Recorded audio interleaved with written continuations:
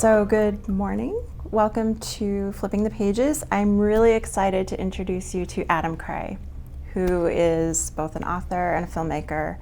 And I grew up with him, so it was really cool to be reunited in this way. So welcome, Adam. Thank you. Thank you for having me. No, it's our pleasure. So tell us a little bit about yourself. Well, I grew up in Westport, and in the late 90s I moved to New Bedford, and then from New Bedford out to Los Angeles. So I was in Los Angeles from 1999 to 2023, and moved on back here to Westport. And throughout most of my life, I've been telling stories in different ways, either through writing or through drawing, and then through film. So when people ask, I usually just say storyteller. Yeah, that's a catch-all. Good answer. Yeah. How did you begin your storytelling? I think I was around maybe 3 years old. So I was just getting my alphabet down, and I started reading at 3 years old. My parents bought me this my own little record player, and these old storybooks that came with records, so I could follow along. So I learned how to read that way, and then there was of course lots of pictures, so I took to that too. The visuals of storytelling early on, and I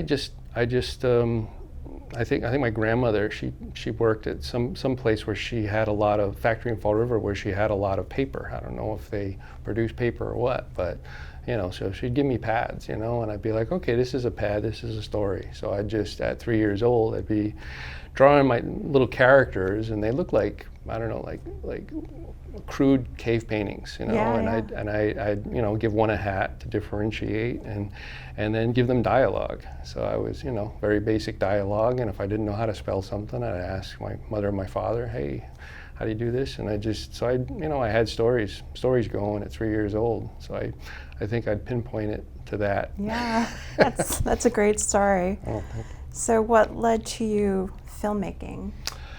I was also around 3 years old, and my parents took me to the drive-in. I remember the very first movie I saw was Disney's Song of the South, and I was just caught up in the story and what was going on. But after the movie, I asked my dad. I said, "Daddy, how did they make the cartoons be with real people? Like, how did they do that?" Yeah. And he tried to explain the best he could, and then he actually drew me a little animation on one of the pads from my grandmother, that it was basically like a dot that expands to a circle. He says, this is animation. This is what they do. They do one picture and then they put them all together. And so I thought that was pretty awesome. And then my parents bought me this. Fisher Price had this little crank thing that you could put yellow cartridges in, and they were like little films. So I could, I study frame by frame, like what the cartoons look like, and I could speed it up or slow it down, play with the focus, and just, so I think that was kind of the beginning. And then my dad took me to see this little movie called Star Wars. Oh, so yeah. I was like, okay, just mind blowing for a little guy to see this, the space battles and the characters and just this other world. But even after the movie, I asked my dad, I said, Dad, that was so great, but how did they get all those cameras into outer space? Like, how did they? Yeah. I still wanted to know. Like, I knew that cameras were involved, and so I think if I pinpointed it, it would be like those incidents that made me want to become a filmmaker early on. Wow, those are great stories. So you already mentioned that you've been in Los Angeles. What did you learn about the storytelling craft while you were living in that environment? Well, I before moving to Los Angeles, I studied at UMass Dartmouth, and I got a degree in writing, communications, and drama film studies. So while I was at UMass Dartmouth, I learned how to write a script, and I learned a little more about analyzing films. I actually started analyzing films in high school. In journalism, we had Mr. Proudfoot, and I did all the movie reviews. I don't know if you remember, but I did all the movie reviews. So that's when I really, I think, started to develop an analytical mind, what I was watching, and it really became a study. So yeah, from high school to college, and then after college, before I moved to LA, I made a trilogy of horror movies. I used to work at Cinema 140, so I made a trilogy of horror movies there, and that hands-on, the hands-on, the collaboration, I think really helped set me on my path of just like, okay, this is, this is where I want to go, what I want to do. And what was great is early on, I learned how to collaborate, of just like, grabbing ideas, people wanting to, what if you do this, what if you do that? And I'd say, wow, this is better, better than what I came in with my plan. Yeah. So I learned early on to be receptive to the people around you, the actors and the crew members. But when I moved to LA, I mean, that was just, it was just a true education. I mean, I worked for MGM for 5 years and worked on movie posters, part of the publicity. So I was on that end, and there was a lot to production of the movie posters and the print ads, because you'd have to get approval from actors, you'd have to get approval from producers, people that worked on the film, the directors. There's a whole process that people don't even realize that go along with just the poster. And then the names on the poster, and that was kind of what I was in charge in the credits, the credit block, what we call the credit block. So we'd have to get approval from the guilds, the DGA, the WGA, and the MPAA. So I learned, so much just doing that. And I mean, we would get photography, what's called unit photography on set. So I'd study that, and then the designers in the office would be working on sketches, poster designs at the same time, and then we would set up a special shoot on set, what we'd call a special shoot, and we'd have the actors with a backdrop in every position possible that they could, based on the idea for the poster. So just learning that and seeing all that was an experience. And then for 3 years I worked for 20th Century Fox. I worked in quality control. So I had to watch tapes, digibeta tapes, before they went to air in Latin America. And I was looking more for technical issues, if the audio, if there was a glitch in the audio or the video. So I had to, so once again, I was studying, learning a different facet, and all throughout this time, I'd be working on my own projects. I'd write, and I'd come back here, and I'd film, do a short film, take it back there, and then I'd be working, a designer at MGM would help me with a movie poster. She'd take a break from the James Bond campaign and do a quick poster for my little piece, and then, at Fox, I'd have a professional sound mixer working on sound for my, so it was pretty amazing. And so I'd be working, kind of cross country on stuff, and then on top of all this, I mean, everything that Hollywood offered at the time. I mean, I'd go to movie theaters that would have screenings of old films, and they'd have people that worked on the films, actors and crew members, directors. So I met, actors that had worked with Hitchcock, and what they had to say, and then I made friends with a lady, Carla Lemley, and her uncle started Universal. So she was in silent movies back in the day. I met her at the ripe age of 99, and and we, she'd have me over to the house and talk about, like, okay, making Phantom of the Opera with Lon Chaney back in the 20s, and just these stories. It was, so I just, I think for the most part, I kept my mouth shut, my ears open, because there were so many stories that, people had, and I got to listen to Al Pacino a half a dozen times talk about his different movies, and sometimes I'd meet the, I'd meet the actors or filmmakers, and sometimes it'd just be in the audience, and so, a lot of education over time. Yeah, it sounds like it. Those are, your stories are great. Oh, thank you, thank you. Your stories are great. So I know you have a novel, and we talked about how it's 10 years old this year. Yes, yeah. So what was the writing process for your novel? It was an interesting process because it started life as a screenplay. I mean, in general, my writing process, I've learned to use index cards, blank index cards. I actually got them on me right now. So I have the beginnings of like 4 different stories here. Nice. They're blank index cards. I could draw on them. I could write no lines. Sometimes it'd be dialogue, or it'd be an action, or it'd be a character. I'd just think of a character. But I would, I'd write everything down, and I learned this from Kevin Williamson, the writer of Scream. Because I met him at a screening of Scream, and he talked about the his index card method, and he says, yeah, when I was writing Scream, I had these index cards, and I covered my refrigerator with them, with magnets. So it's almost like a storyboard. Yeah, storyboard. Yeah. And I'd switch things around, story points, or I'd put them aside. Oh, maybe this this shouldn't happen. And so I thought that was fascinating. And he says, yeah, every time I walk in the kitchen to make a meal, I'd be looking at my story on the refrigerator. So I kind of adopted that early on, and I find it's the easiest way for me to kind of see the story all laid out. So when I was I started the Last Scene. The book is called Last Scene, and I started it as a screenplay, and I laid down these cards and just kind of swap them out, and then I thought this is kind of an ambitious screenplay, and I had a friend that said, well, why don't you write it as a novel? So at least you have it out there, and if it never becomes a movie, you have a finished book that you can, and it also strengthens the copyright, strengthens your ownership of it because there's a publication date. Right. Because with a screenplay, you can write a screenplay, send it around Hollywood. You don't know who sees it and what they're going to do with it. And they could pass on it and then say, oh, okay, well, if I change these 12 things, it'll be mine. Yeah. So with a book, it's tougher to do that. So I wrote the novel, and I sort of, I adapted the script almost like a script. So the majority of the novel is in third person present. So you're learning things as the character, you're seeing things as the characters see them, and you're learning them as the characters learn them.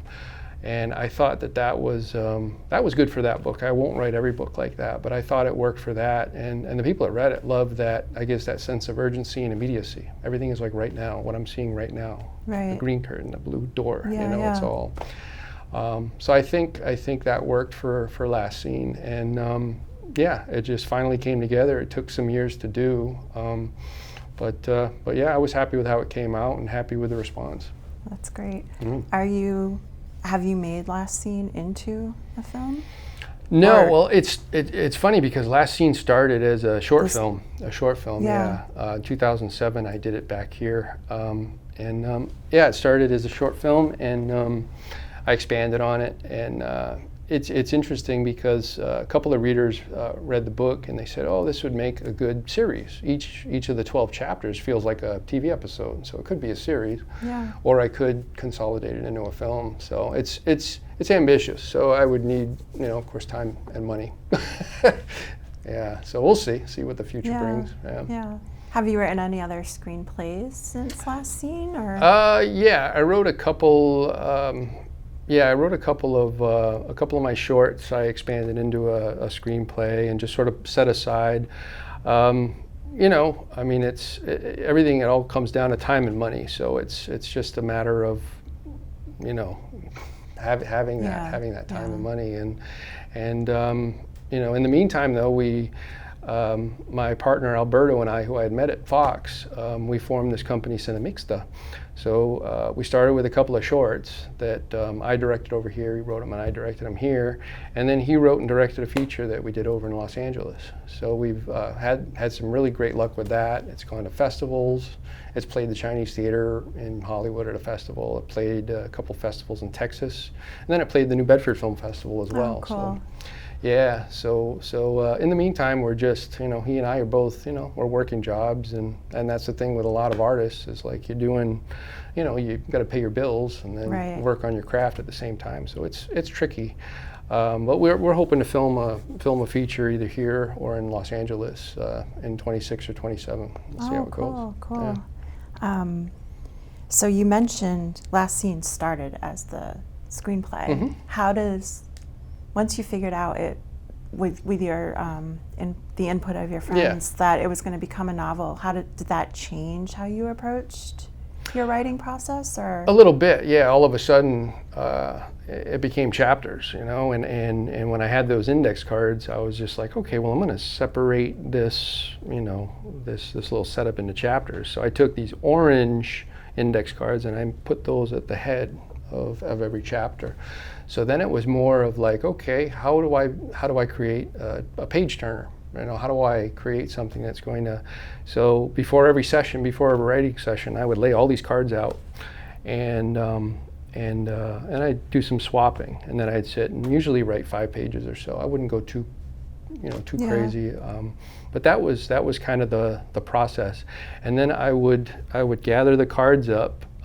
So that the end of the book was at the top of the stack. I'd always be looking at the end, always thinking about the end. Yeah. Because I feel like as a writer, you know, as a writer or anything, you have to know where you're going to end up, or at least have an idea. I mean, that end can change, but it's like, okay, you know, because every day when we, you know, get in the car, we know where we're going to go. Right. We have a destination, and that destination might change. You know, if we have a day off, yeah, we got to get groceries, but maybe we'll stop over here and do this. But we have to have a destination, or otherwise we're just kind of wandering, and that can happen in the writing process. You know, you're just like wandering. So yeah, that was more or less how I did the novel. And yeah, I'll be working the same way on the next novel or screenplay or whatever happens. Right. Yeah. So, swapping back to your filmmaking. Yeah. Have you directed? Yes. Yes. So tell us about that. Directing is fun. I mean, my process is basically I take the script and I print it out horizontally. So the script is in the middle of the paper. And then on one side, I draw little sketches, little storyboards, and point to the dialogue. And I usually do this when there's a time crunch. Okay, like I have to, because I've done short films in like 6 hours, 4 hours. Okay, I got 4 hours. So I do these storyboards, and then off to the left, I'll put times. I'll be okay. We have 15 minutes to get this shot. You know, so what can we do in 15 minutes? And that was something that I think working in LA. You know, I learned to create at UMass Dartmouth in my, you know, late 90s. I learned to create. Then in LA, I learned how to create on demand, and you know, using time constraints, because you know, I'd be in situations out there. I mean, I did a promo for a film festival one day, and we said, and they surprised me, and they said, oh yeah, we got so and so who's going to come and do this. It was a well-known actor from a 1980s sitcom, and I was just like, oh my God, okay. But yeah, we only have this person for like 15 minutes. Oh wow. So I'm like, oh okay. So I have to know, I have to be on it, and I have to know what I need in that amount of time. So you know, this person showed up, and they were literally between like 2 jobs. So. And that's how a lot of people, especially working performers out there, are. They're just on the go all the time. So I'm like, okay. So I did it. You know, I pulled it off, and you know, and that was, you know, and the piece came out good. The promo came out good. And then when we were making Where the Dead Go, Alberto and I, we would rent a place, and they'd say, okay, you have a hard out at 5 p.m., which means if you go till 5:01, then you pay for another day. So it's like, okay, so you have to, yeah. So you know, we usually got out early. We usually, I mean, Alberto would be on top of things, and he knew exactly what he wanted and what he didn't want. And, you know, we were able to pull it off. But I think if anything I learned out in LA is how to create on demand and how to create with time constraints. So I've brought that into my process, and just, yeah, like you know, that's sort of my layout. Script, storyboard, and time. Yeah. And then if you have extra time, then you try an extra angle, you try an extra shot. But you know, worst comes to worst. I mean, you get it in a wide. You get everything in a wide angle. You know, and I don't know. Wow. All right. So you mentioned film festivals. Mm-hmm. How does that work? Like once you're Yeah, I mean, Alberto, for Where the Dead Go, he handled most of the film festival admissions. You know, you sign up, you send your film in. Everything is, you know, Film Freeway. We use Film Freeway, so we have the film on this Film Freeway website, where film festivals can either approach us or we can send it out to film festivals. And of course, you pay an entry fee, yeah, we had a couple of great festivals in South Texas that we went to, and then we had one at the Chinese Theater in LA. That was I think the Golden State Film Festival, and we won Best Horror Feature for that one, so that was nice. Congratulations. And then in New Bedford, we showed the film there, and Alberto flew out, and then our score composer also flew out from LA, Brandon Moore. He's done the music for the majority of my shorts, majority of my films last 10 years or so, and super talented guy, and what's great is when I finish my film, I do it so that it works without music or without anything, so he's able to come in and just kind of create, because I don't have any point, you know, I might give him an idea like, oh, maybe something that sounds like this, but he can come in and just kind of, you know, look at what I've done, and it's you know, so he's like, his work, you know, his music has been like the frosting on the cake. It's really, you know, so I was happy that Alberto and Brandon could come out here and you know, kind of experience our area and our culture. Right. You know, it sounds like you're really equipped to handle all aspects of putting together the story. Do you have a favorite? A favorite aspect? Yeah. I don't know that I have a favorite aspect. I mean, I actually have probably the most professional experience editing. So, and you know, I'd be editing my own projects, or I'd be editing, you know, things from other companies or other people, and that's really, I feel like that's where, in the edit bay, is where the final draft of the script is written, when you have all of the elements. And so being at all, you know, doing all these different aspects is really, I think, it helps all the others, because if you know how to edit, well, then when I sit down to write, I'm like, okay, well, I know, you know, I've been at the other end, and it all kind of works in conjunction. Yeah, there's so many things that I just haven't thought of that you're like, oh yeah. Well, you know, and as far as having a favorite, I think it's wherever I feel I can help the story. Yeah. Wherever I can, because I've had stories where I'm like, yeah, I couldn't direct this, I don't see it, I don't, you know, but maybe I could edit it after all is said and done. Yeah. Huh. Yeah. So, what's your least favorite aspect of putting together a story? Least favorite. I think focus is one of the things that I can have you know, it can be challenging for me, is, you know, because I have, you know, these movies in my pocket, literally, but finding that time and that focus with everything else, all other aspects of life, can be a challenge, because when I'm at my best, I basically teleport myself into the story. So I don't see anything else. I don't hear anything else. Sometimes I forget to eat. You know, I'll wake. You know, I'll come out of a session. Oh, I haven't eaten in 12 hours. You know, and that's when I'm, you know, totally zoned in on everything. But getting to that is, you know, is a challenge for me. Alberto has a gift. My partner. He has a gift for being able to sort of detach from other things, and just sitting down and, you know, finding these little windows of time. But I think for me, that's a challenge, because it is you know, it's like a full-time job, something you really have to put everything into.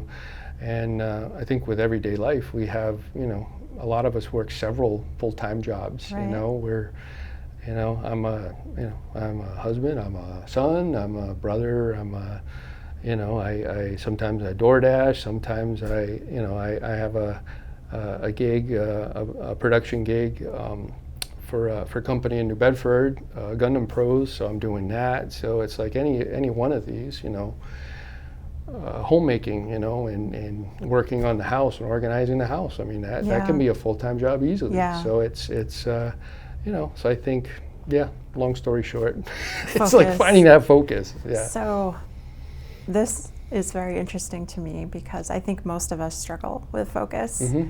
How do you, have you found any ways to get it back? or like how do you handle? How do I handle it? Yeah. Well, I take walks. I try to take an hour walk a day, walk between 5 and 7 miles, and I detach from everything else, and a lot of times I get some good ideas doing that.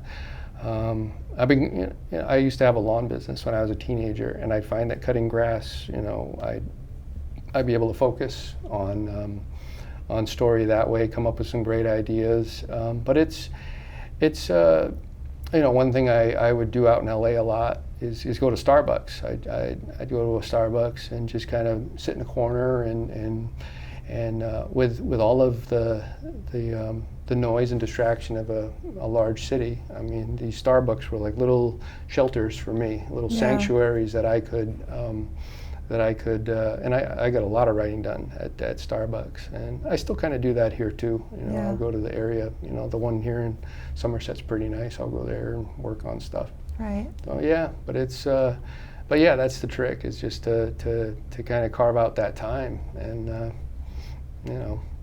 but we I don't know, I feel like we have to kind of work with what we have and not get too frustrated with ourselves, because it's like with so many things in life, I feel like, okay, especially with creative work, my mind's working at 100 miles per hour, but I'm in a car that goes 5, and it's like, and I remember sitting in traffic in LA when I first got my car, and I'm like, wow, there's no getting anywhere fast in this city. So I said, well, I don't know, call my family or find something to do, put on some music, and kind of work with that. Yeah. Work with that. And I think that was something that taught me a lot of patience, and one of the reasons I stayed out there for so long.